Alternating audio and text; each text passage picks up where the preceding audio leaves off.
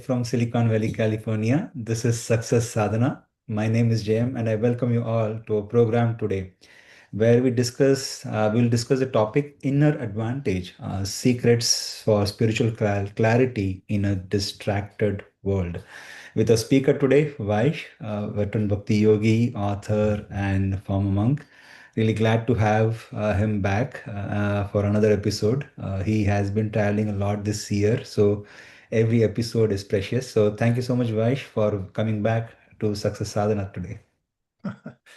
Thank you very much, Jam. It's such a pleasure to be here, and thank you very much, everyone, for joining in. Thanks, Mukarvin, Manish, for asking for the topics earlier so you can get the word out to more people. And looking forward to being with all of you. Thanks for those of you who are able to put your cameras on. For those of you who can't, I understand maybe a workplace thing. And yeah, we delve into the idea or ideas that are passed down to us, especially from the teachers who study Bhagavad Gita, which is a commonsensical literature. It's been studied across the spectrum: philosophy, psychology, humanities, theology, and so forth, and in which there are many parallels to mindfulness meditation that is practiced by many today. So it's described in a poem honoring the Bhagavad Gita as to be a kamadhenu. It's a cow that can give you anything that you ask for. That's a conception from antiquity of somebody or something that can give you everything in one place. Kamadhenu. Kama means the desire, can fulfill all your desires. And so success, that's another word in the title of our program, Success Sadhana. Sadhana comes from sad in Sanskrit. It means to apply yourself to a discipline. And a sadhaka is one who has a framework in life, has an idea of what he or she is working for, which is the sadhya or the goal. And one of today's topics will be what the most prominent sadhya or goal is as given through the ancient wisdom literatures like the Srimad Bhagavad Gita. It's a simple concept, turning towards ourselves rather than being externally focused. It's one way to say it in one sentence. And what are the ways and means of doing that? Well, we'll talk about that today. Won't we, JM? Sure, definitely. Sure, why not? Okay. Was everyone doing well? Okay, let's prove it. We'll just start with a little icebreaker. Just say one thing that you're grateful for. We don't have to go to everybody, but let's take 5 because once you start, it's hard to stop. Say one thing that you're grateful for in your life today. You can either type it if you're a little bit shy or you can't speak up because you're in an environment where you can't, or you can just raise your hand and we'll take Radha Kripa. I'm grateful for today's session itself, that you're going to do it. Thank you. Okay, and you can only play one of those cards, by the way. The rest of them have to be. What are you grateful for? Gratitude's a very powerful emotion. It requires that there's somebody giving benefit to you intentionally, if you think about what gratitude means. One thing in your life in general, from the past at the present, that you're grateful for. We need 4 more. Oh, Grateful for a home. my friend Rakesh is visiting us from Indiana. Welcome, Rakesh. Thank you very much for getting on today. Hare Krishna, thank you so much. Good to see you. I'm here to take your association, so I think that's what I'm grateful for. I think that has already been covered, but really the wealth of devotee association is unparalleled. I think that's what I'm grateful for. Thank you very much, Rakesh. Fantastic.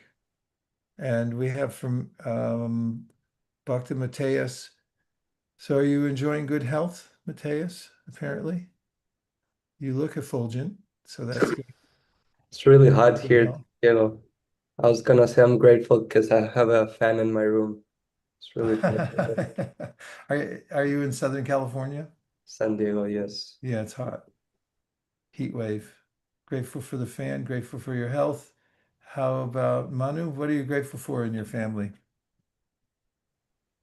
Just having around my daughter and my husband. What are they doing for you that's making you grateful? I think like one thing that comes to my mind is to love and to be loved. Having people like them Fantastic. around. Yeah, that's the ultimate goal of the Vedic teachings, is to come to understand what love is and to love and be loved. And Nirali. Oh, we have Gautami Krishna Balabanina as for people who create safe space. Fantastic. And Popominiville. I'm sorry. I forgot what your first name is. Patrice. Patrice. Yeah. And Patrice says health as well. What a blessing to have good health. Thank you, Patrice. Safe spaces. Family and life from Nirali, and Chandu is grateful for receiving and providing care. Thank you, everybody. I came to find out yesterday we were doing a little networking and some research projects, and at UC Davis, there's a department, a professor there whose niche study is gratitude. He's a psychologist.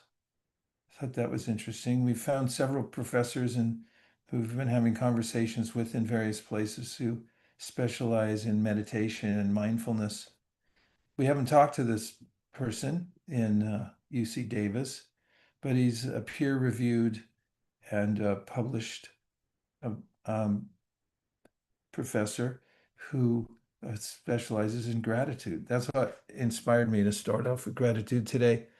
In the abstracts of some of his papers, I noticed that he considers gratitude an intervention. It's an intervention. There's a way in which we were discussing it the other day, that is gratitude. And I recalled a conversation I overheard. I wasn't eavesdropping, I just happened to hear it. Two people were talking on a street corner, and one was complaining, acrimoniously complaining about somebody else.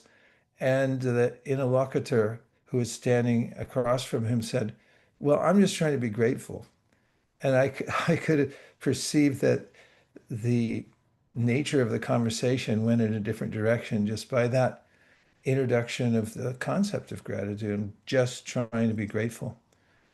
And it is a precursor to the higher states of consciousness, gratitude.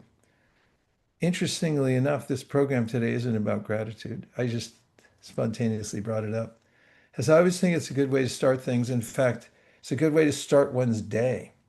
And I learned from a really close friend of mine who I travel with a lot. He wakes up in the morning as soon as he puts his feet on the floor, before he even steps off his bed, he names several people in his life that he's deeply grateful for.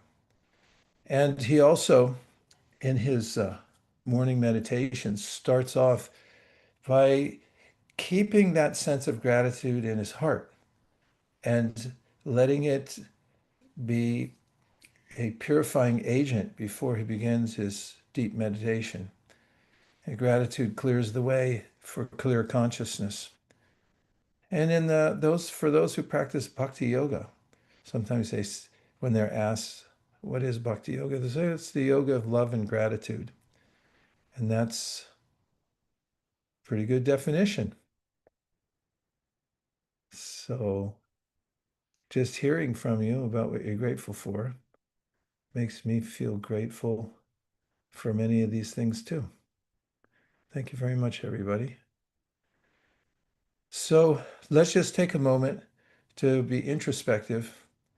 And if you'll sit up, make yourself long and loose.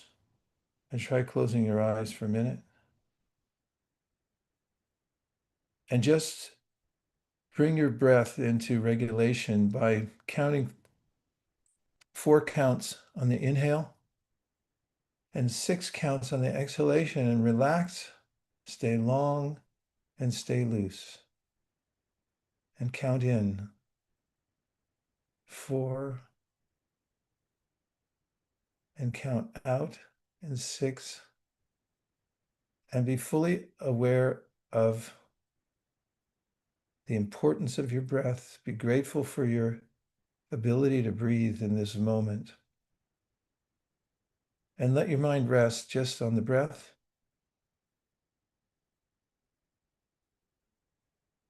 And now take a moment to step back from your life situation and be an observer. This is called sakshi, a witness.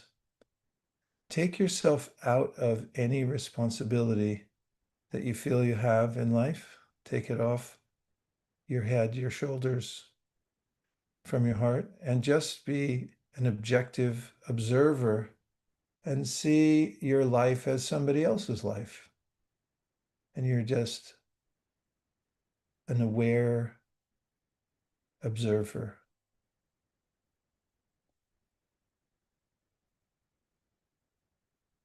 Now bring your awareness to any sounds that you hear around you. Just notice them. You might not have noticed them a minute ago, but you can notice them now. And just note that they're there.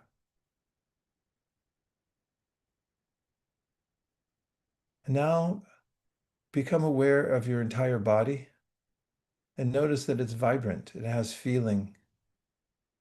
You can notice the entirety of your body as a vibrant entity that you're illuminating from within by your own consciousness. And feel grateful that you're able to be aware of whatever you want to be aware of. And now look inwardly and just note any emotions. We have thought energy, especially something that you're holding in your heart that's emotional.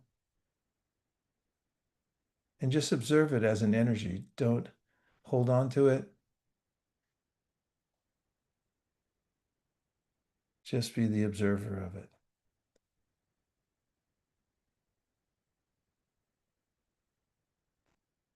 And in the Bhagavad Gita, Krishna mentions how this sort of observation gives one a sense of detachment, equanimity, that things are going on in this world. And we have our own influence, but it's very limited. And we needn't grab onto every thought, every emotion. We can participate as much as needed, but not be carried away by the thoughts and emotions. And come back to your breath. And wiggle your fingers and toes a little bit just to feel the sensation. And then very deliberately come back into the external environment that you're in by opening your eyes. And welcome back. And now we're going to look at a few slides and have a discussion. Now today, we're talking about inner advantage, secrets to spiritual clarity in a distracted world.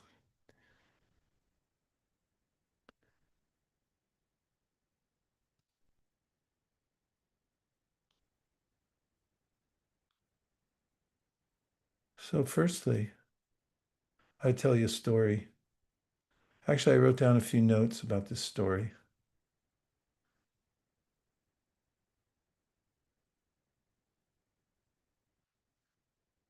Yeah, I was in a shop, and I was waiting in the line. I was looking out the window of the shop, and I saw somebody look in the window very intently, and I thought, oh, he's looking at me. And then I noticed he was going like this, like brushing his hair back, and I noticed, oh, he's not looking at me at all. He's just looking at himself. He's just preening himself, fixing his hair. And I suddenly felt a disconnect because I thought, oh, yeah, he's looking at me. Then I realized he wasn't. So we put here about the man in the window. We miss the treasures within ourselves and others because of absorption in our external features. But when we learn to witness and take joy in witnessing our own consciousness, then we can be satisfied anywhere at any time. Let's go to the next slide. There's this poem, The Man in the Window. I saw a man through a store window. His eyes met mine, or so I thought. I raised my hand in greeting, but he was only watching his own reflection. My heart sank. So it is with me. I move through a world of enchanting souls, yet miss them all, fixated on the ego's mirror, showing only me. Polishing an image, I lose the real. The treasure is near, but hidden by the shimmer of a false identity. In stillness, I discover the quiet wonder of being the one who sees. And so there's a way in the Bhagavad Gita where Krishna talks about how self-realization begins with realizing we're not just a material body and mind. There's something behind it. I used to say you're not your body, you're not your mind, but a colleague of mine recently said, it's a little too extreme because we feel so much the identification with the body, it's practically jarring to tell somebody you're not your body. It's like, how can I suddenly process that? So he said, I'll just give you one little adjustment. He said, you're not just your body or mind. And that's justifiable in the Bhagavad Gita. Krishna talks about the Atma, and one of the Sanskrit dictionaries defines Atma as the body, the mind, and the self. The self, called the Atma, is the conscious entity within the body. Truthfully, they're different energies. And part of that energy is called the ahankar. It's an interesting mechanism that helps us to relate to our context in the material world as a physical being. Truthfully, we're not physical beings. We're metaphysical. We're beyond the body. But how would we connect to the body? It's analogous to whatever mechanism is used in virtual reality when you connect through some apparatus so that you can see an alternative reality and interact with it. So false ego is there. But just like one can become absorbed in such a virtual reality as to forget oneself at one's own peril, we can similarly forget our own selves by being misguided by our own false sense of identity called ahankara, or false ego. Much more to say about that, but I'm going to pause here just for a second. Can you bring us back to the room? We're all warmed up because we talked about gratitude, but just any reflections. I'll only ask for two from somebody who hasn't spoken yet. Anything that you heard so far that stuck in your mind? Doesn't have to, it can just be a repeat of what we said, or anything that connected to any of your own realizations.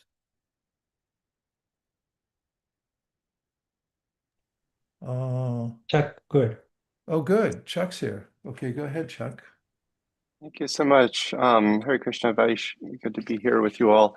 So I was struck by the part about there's so many enchanting souls around, but we're so fixated on our own egos and on ourselves. And so I was just reflecting on that and the need to kind of get out of this fixation on ourselves and focus more on others. Yeah, it comes up often in conversation. I notice myself, somebody else is talking, and I'm thinking, as soon as they stop, I'm going to start telling same subject, but from my own point of view. And just practicing resisting that and listening to others. I've been around people who are very practiced in that, not being self-centered, and it's noticeable. And yeah, that's something we miss. Thank you, thank you. Okay, one more. Any reflection? Yes, Hetty. Hare Krishna. Thanks. I think the being not just the body and not just the mind, and how it's sort of like a video game, I guess, that came to mind. That like this is the video game of life, I guess, but there's like something deeper. And I guess like kind of like what you were saying, being in kind of when you think that you're only the body and the mind, there's more suffering, I guess, because you forget who you truly are. And just in my practice, at least, I've really started to feel that. So that resonated. Thanks. Thank you very, very much. It's hard to express how much I appreciate hearing your reflections because it augments the conversation. It guides me a little bit. That reminded me of what you just said, Hetty, about a verse from the Bhagavad Gita. It's in the 5th chapter called Karma Yoga Action in Krishna Consciousness. And in this chapter of the Gita, Krishna's talking about what you might be called applied yoga. That is, okay, you have your yoga mat, or you have your place to meditate, or you have your own internal practice, but how will you bring it into your life?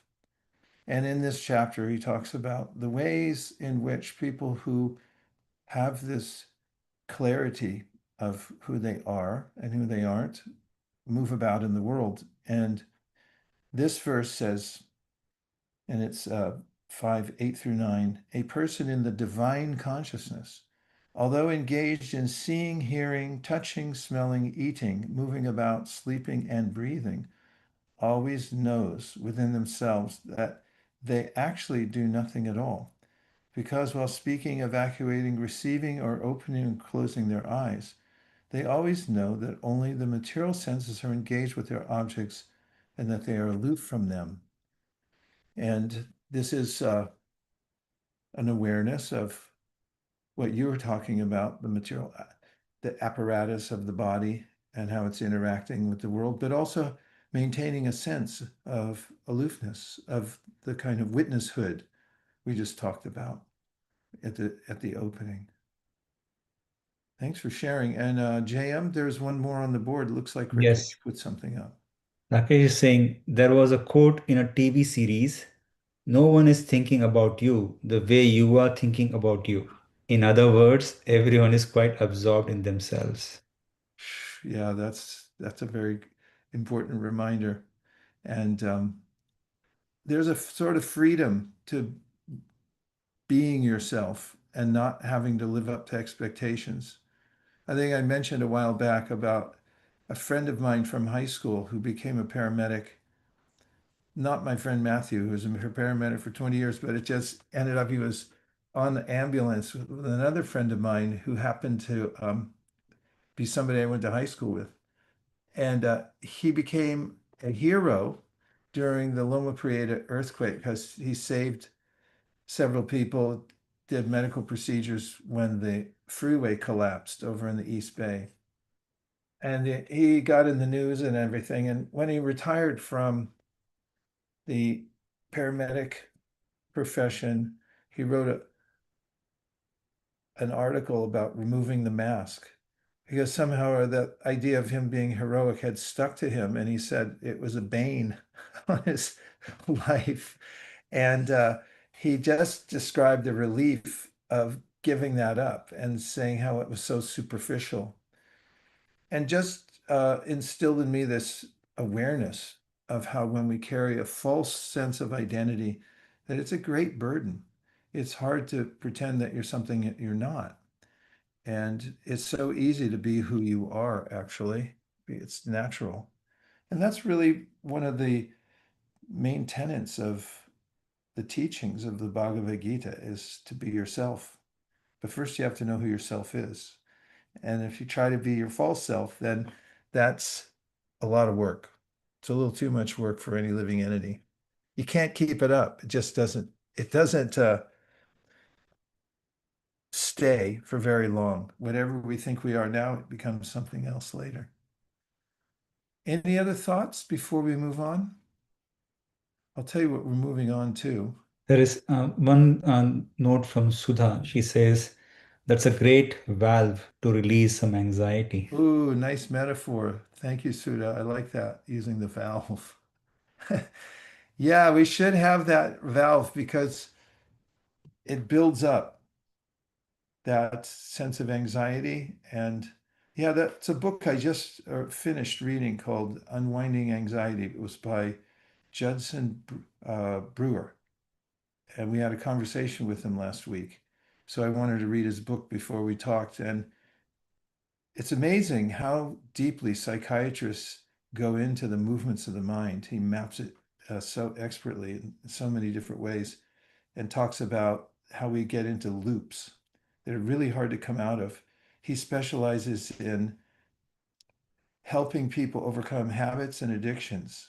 And so he studied it very deeply, found it very interesting. So one of his points, back to what you said, Sudha, is we have to have some valve, a mechanism, a practice, a sadhana to be able to release these loops in our head that put us into anxiety.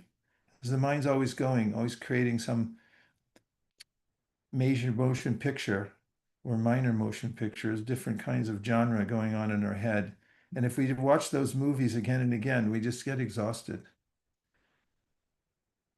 Okay, well, let's soldier on and see what we can do next.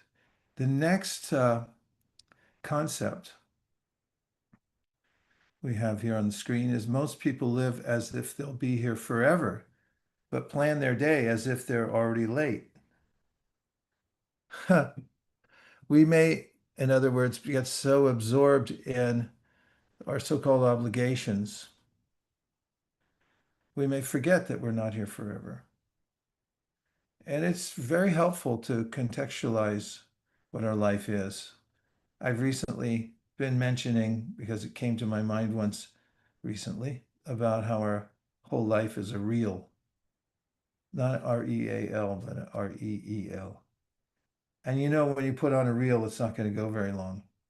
For some reason, there's been, as far as I could understand, some deliberate engineering of content so that it's so short and without a conclusion also just cuts off to keep people trying for more, trying to get to a conclusion and watching reels over and over again. And our lives can become like that also. There's no ultimate conclusion. It's just trying to catch up with our to-do list. And it grows and grows and we can't really catch up with it. That profile of the man standing there in the middle of the street is a common sight. Everywhere we go, we notice that people are looking at that external brain they carry around.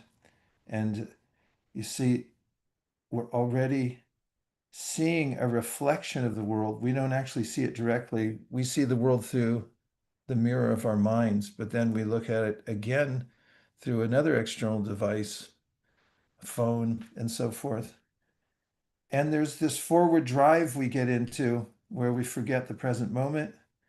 And that's partly because we lose context of the ultimate purpose of life. Any observations about the picture? How does it make you feel? Yes, Patricia. Yeah, the cell phone picture hits home. It's crazy just in San Francisco, just watching. It's like Zombieland almost downtown. Like people are just walking on the sidewalk in their cell phone, like, or in the subway. Everybody's just like sucked into this black hole device. It feels. Yeah, it's pretty disheartening, to be honest. Yeah, I love your terminology. Black hole sucked in. And this is, not just the external device, but the mind, our own minds are an external device provided to us. And this is one of the concepts of the controlled mind versus the uncontrolled mind. When we're able to regulate our mind and also have a way to be aloof from our mind's ideas and emotions. The emotions arise in a different energy center, mostly in the heart region. This is what Krishna describes in the Bhagavad Gita as the first symptom of becoming self-realized. I'll read that to you. It's in the second chapter of the Gita, one of my favorite sections because it's so straightforward. This is a conversation between Arjuna, who's a warrior, and a great one at that, and Krishna, who's his chariot driver. And Arjuna loses his nerve to fight. And it's a righteous battle taking place. So he turns to his chariot driver and changes his relationship with him and says, please become my teacher because I don't know what to do right now. So he asks this question. He says, this does Arjuna, "O Krishna, what are the symptoms of one whose consciousness is thus merged in transcendence? How does such a person speak? What is their language? How do they sit and how do they walk?" And in the next verse, Krishna replies, when a person gives up all varieties of desire for sense gratification, which arise from mental concoction, and when such a person's mind, thus purified, finds satisfaction in the self alone, such people are said to be in pure transcendental consciousness. And this verse describes how it says, Prajahati adakaman sarvapartha manogatan. So the words here in Sanskrit are that Prajahati means being able to create a little separation from something, to be able to pull back. Like, have you ever been in a situation where somebody made you angry? Please say yes, because it's happened to me. Happens to me like multiple times.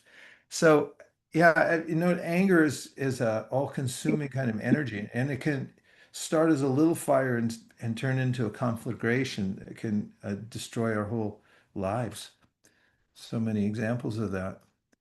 And so an urge like anger might come up in a certain circumstance. A person who's self-realized would be able to contextualize that immediately. In other words, because of their own inner work, when they see that emotion come up, they say, oh, that's not me, that's something else. They don't get consumed by it, they don't get pulled by it. And so prajahati means they're able to stand back from it and not embrace it. The anger's there, but it's like, it's not me, that's something else. Prajahati adakaman sarva partha manogatan. What's more, there are a lot of sarva. Kama means there are all these emotions and desires that are being manufactured by the mind. And if you think of a conveyor belt that's coming and bringing these things one after another, what he's saying here is the person who is becoming self-realized isn't obligated to grab them all and take them along. Then the next part is Atmani. Atma means the self, but in this context, it means our higher self. And what do I mean by higher self? Higher self, in the parlance of the Bhagavad Gita, there's a hierarchy. Lowest of all are the senses. Check and see if you have any senses. It's kind of very interesting to inventory your senses because we take them totally for granted. Like, I'm looking around right now. It's like, yeah, I could see stuff. It's like, how are you seeing something? It's amazing, actually. And your hands are considered senses. These are called karmendriyas. Indriya means senses and karma means work. So you can do work with your hands. That's quite amazing. I mean, how am I doing that? And so there are these working senses and knowledge gathering senses, hearing, seeing, tasting, feeling, and so forth. So those are on the hierarchy, those are the lowest. Then above that, there's the mind. The mind is also considered a sense. It's called the sense within. But what it does is it collates or holds all of the impulses that are coming from all the senses in one place. But above the mind is the intellect. So this is a very precise definition of the body that we have given in Sankhya, in which you count all the elements and all their ways of working. And so the buddhi, or the intelligence, is the one that then discriminates. You look at all the things that are there in the mind, and then it creates, according to the condition of the intelligence, it makes its best choice. Now, if the intelligence becomes degraded by the lower modes of nature, we make really bad choices. In other words, we can do all kinds of things with the information that we have in our minds, but we can do really bad things with it too. So above the intelligence is called the Atma. And the Atma is non-material. It's not a subtle matter like the intelligence, which is very fine. It's so fine that you can't see it with your eyes. So is the mind. And then the senses, of course, for the most part, you can see. You can't see the mechanisms behind them so well, but the soul is a different category of energy altogether called consciousness, which is different from the inert matter that everything else is made out of. So, back to the point, Atma. In this context of the verse, Atma means that self that's the actual seer. Your eyes don't really see. You're seeing, this is just an instrument, and that's taking in the information from the outside world and then goes through the apparati that I just mentioned, and then you interpret it. And then you actually see it as the soul, the Atma. And then he says, Tushta. So when you're able to see yourself beyond the body, I didn't do that intentionally. My thing just does it. When I do this, it just does it. Like I'm giving myself a thumbs up. Yeah, way to go. Atman eva manatushta. It means that when you're able to see yourself beyond the lower elements that are part of your body, and you're able to take pleasure in it, to feel satisfied in yourself. Stita means you're solid. Pragna. Stita pragna means you're situated properly in consciousness. So if you lose that idea, what can happen is you just become absorbed in the stimulus and response. It's coming into your senses and you react to it. And so when a person gives up all varieties of desire for sense gratification, which arise from mental concoction, and when the mind thus purified finds satisfaction in the self alone, that person is said to be in pure transcendental consciousness. I think that was a reaction to what somebody said. Be that as may, we're going to move on because there's a few more slides. And I'd love to hear your reaction to some of them. Okay, so now this one may sound cliche, but because who hasn't talked about the present moment being the only time we have? But who's really experienced it? My supposition is if you're able to experience this phenomena, that now is the only ever time we have, you do feel atmatushta. There's a great relief. In the Bhagavad Gita, it's mentioned this phenomena of reaching a spiritual point of view. It's in the 18th chapter, and it's in the, if I'm not incorrect, it's in the 54th verse. Yeah, it says here that one who is transcendentally situated at once realizes the supreme Brahman, means the ultimate spiritual source of everything, and becomes fully joyful. Such a person never laments or desires to have anything. They are equally disposed toward every living entity. In that state, they attain pure devotional service unto me. So there are several symptoms of one who is able to step into the present moment that is not be carried away by the pullings of the mind. One of the pullings is lamentation. I think about the past and wish I could fix it. You can't. It's if you've ever heard of the word resentment, of course you have. If you look at the word resentment, resent, it means there are things that happened already and you're resending them. Nobody likes regifting, right? Stop sending yourself these crummy gifts over and over again. Don't push the button. Resentment. Yeah, I'll just try to wallow in that and experience it again and again and hope I can fix it through my intelligence. You can't. And then in the future, there's a sense of worry and anxiety that what might happen in the future. These are illusory. But when we come into the present moment, which is the only time that we have full, we call our center of influence, the power of the present moment. It's edifying, to say the least, to be able to come into that. In the book I wrote, I gave this mantra that I use. What is the best investment of my attention right now?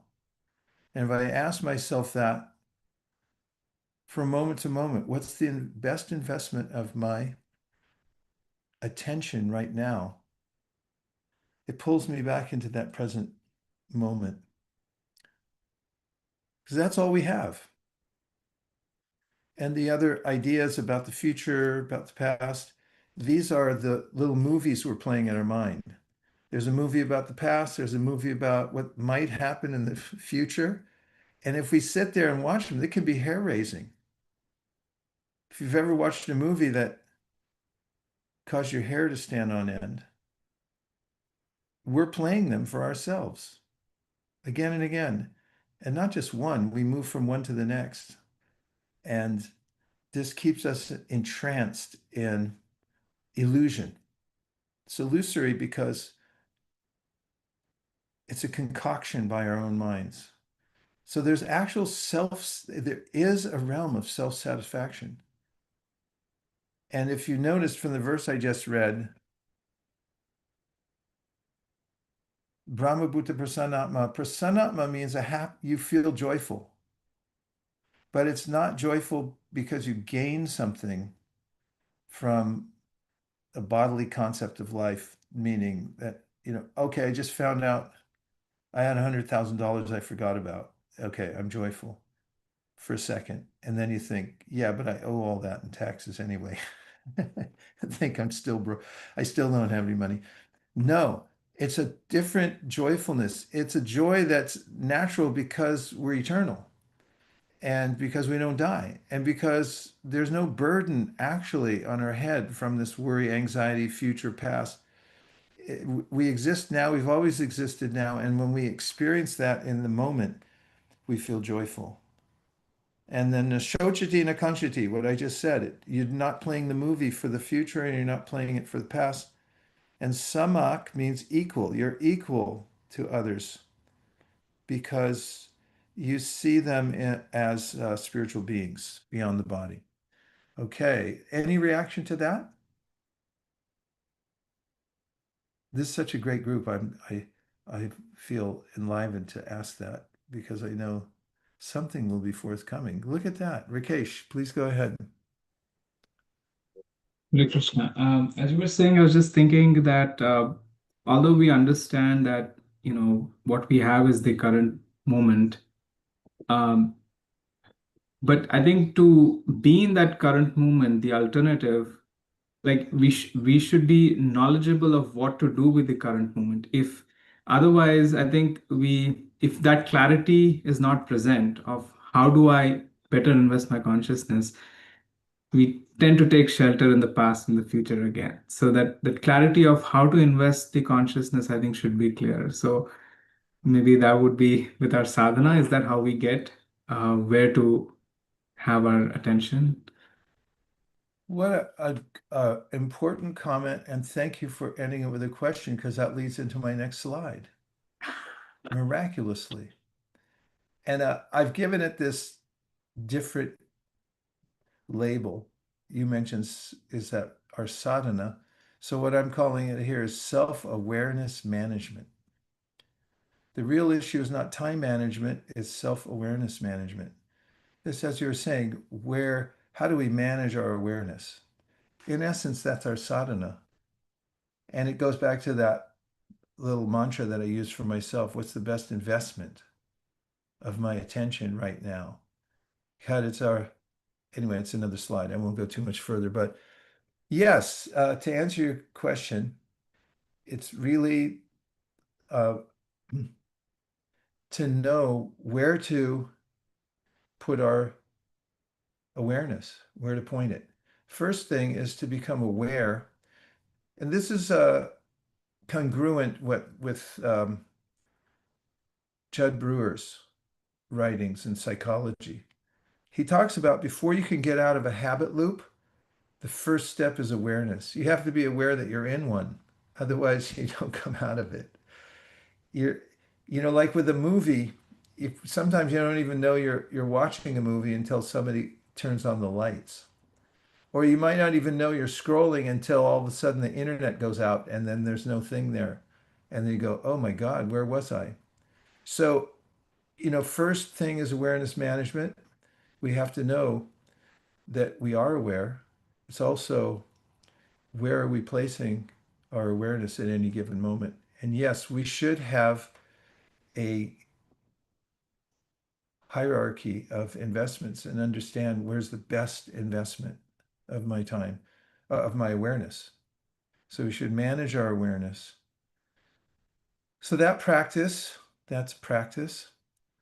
One way that we can come into this sense of the importance of managing our awareness in the next slide is the lotus drop.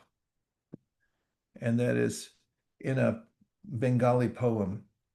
It's a Kamala Dalajala Jivana Talamala. Nice alliteration there, but it says, this life is like a drop of water, as you see there in the picture, hanging from a lotus leaf. If you ever watched a lotus, it's got these expansive leaves and the water beads up on them, and sometimes they just hang on the edge, like that one. Can you see the one in the middle? It's got a little sparkle to it. That's us. We're hanging there. And if you sit there and have your lunch and just watch it and say, when's that going to fall off? It's going to fall off, but we don't know when. That's our lives. One of my good friends, whenever we see each other, I say, how are you doing? He says, hanging by a thread. And he says, how are you doing? I say, I'm hanging by a thread too. So it really, to be able to have this conception of how important our lives are, if we go to the end, it can be very, very important. In fact, I just gave a class about this the other day. I had this epiphany I think it's because I lost a good friend who recently passed away when I was in India. And I had written the next day, I was processing it all. And I wrote this in my notepad. It said, pretend you're dead. And now, as an observer of your past life, you're going about correcting anything you did wrong and collecting the lessons and compiling the things you did right. And when I took myself out of my current life and said, okay, let's imagine I'm already dead, everything's been done, the ashes have been committed somewhere and so forth. As I now have the luxury of going back and observing what's really going on. And so there's this amazing way in which our lives become so enriched when we think of the end. When we just remain attached to think, I'll make this go on forever, then we become miserly, and we can also become distracted and forget about the real purpose of life and how important people are to us rather than things. And so this lotus drop is an important meditation. You can do this. Start your day by your meditation by imagining yourself hanging by that little filament of water, if there is such a thing. So our projects, titles, and roles are temporary assignments. Since everything external is temporary, the only real asset you're building is your inner condition. Rather straightforward, right? These all roles we're playing temporarily. So remember, and then this admonition, don't shop when you're hungry. When you're hungry, you make impulsive buying decisions. When you're internally empty, you make impulsive life choices also. Like, have you ever written a reactive email? It's worse almost than doing it in person, because the email, they can save it and show you later. Poor hiring decisions, unnecessary purchases, entering relationships, projects due to lack of self-satisfaction. A whole, there's a plethora of ways that we work in error when we shop the world when we're hungry. So we should develop that internal satisfaction. So the next slide says, fill up before you go out. And one recommended way to do this is have a morning discipline. Seize the morning. One is greet the sun. Don't go past that. What I recommend, my way of waking up in the morning, I have this alarm clock. It's an orb. It's made by Philips. And there's no sound. It just starts to light up in the morning. And by the time I'm set to wake up, it's so bright you can't sleep. And then my other process in the morning is to always greet the sun. That means never sleep past it, for sure. Find out when the sun's coming up and make sure you get up way before that, so you can position yourself to watch it come up. If you make that ritual, it really puts you on an Earth planet that's calibrated and can bring you into a higher state of consciousness just by observing the world properly. And then take time to meditate. What does meditate? Med means to take appropriate measures, literally is what it means. And so we have to do some self-observation, and really the kind of meditation that's most recommended, as far as I can see, is not just silent, but we do have to be introspective and do the kind of practice we were just talking about and be very focused and not in the mind, but then use mantra and repeat mantra, listen to mantra and practice. Now, here's a nice point we got from Dr. Cresswell, whom we talked to yesterday. David Cresswell is from Carnegie Mellon University. He has a department there on mindfulness and meditation. And one of his main points is, because he teaches meditation so much, is to be okay with discomfort. So many people, they talk about sitting down to chant and they say, oh, it's so hard, I can't control my mind. Okay, good. Suffer a little bit. there's a fruit to that suffering. Be okay with being bored, or the way he puts it, benign discomfort. And then practice, because this is the inner work that's necessary to feel full. If you can have one moment of awareness early in the morning, before you start doing other stuff, you'll feel this inner satisfaction that will give you the wherewithal to move about the world without being sucked into it, as Patrice said.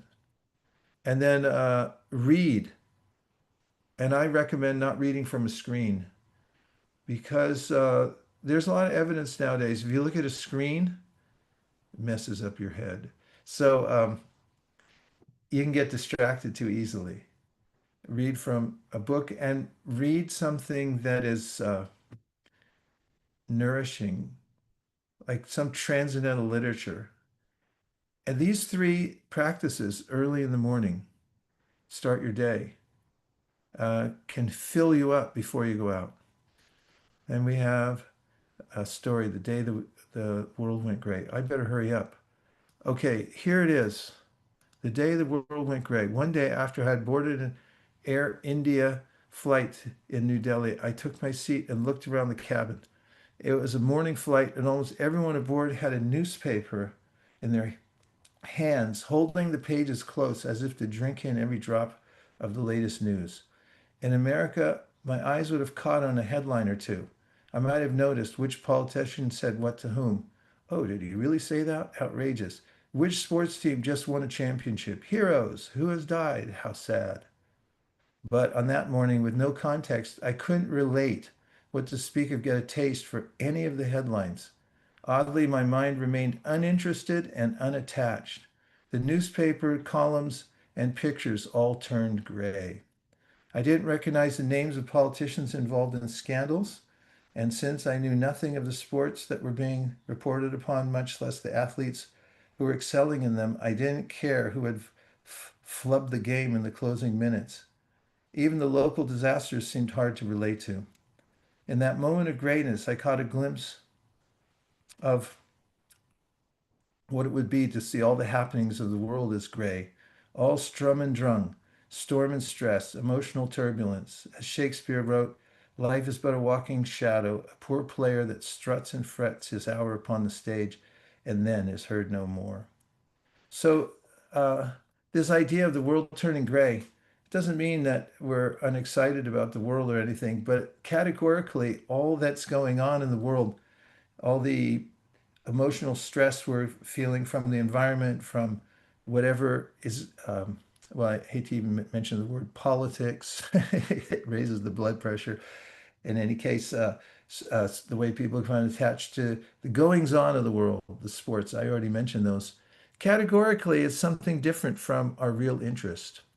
And the world can become categorically gray, uninteresting, but luckily there's a bigger, better offer.